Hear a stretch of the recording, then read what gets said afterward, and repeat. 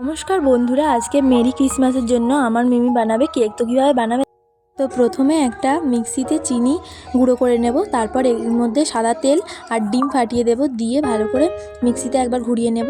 তো তারপর দেখো হয়ে গেছে। তারপর চিনির গুঁড়োটা দিয়ে আর একবার ঘুরিয়ে নেব।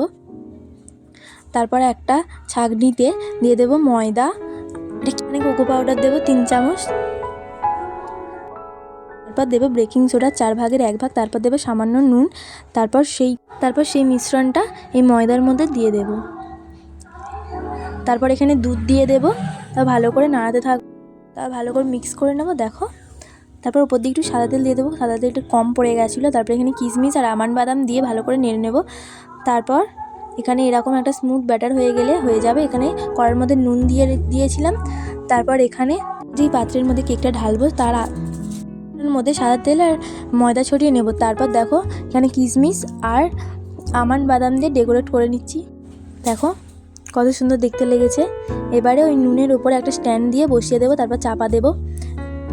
45 মিনিট ঢাকা দিয়ে রাখবো। তারপর দেখো এখানে তৈরি। দেখো কতটা সফট হয়েছে।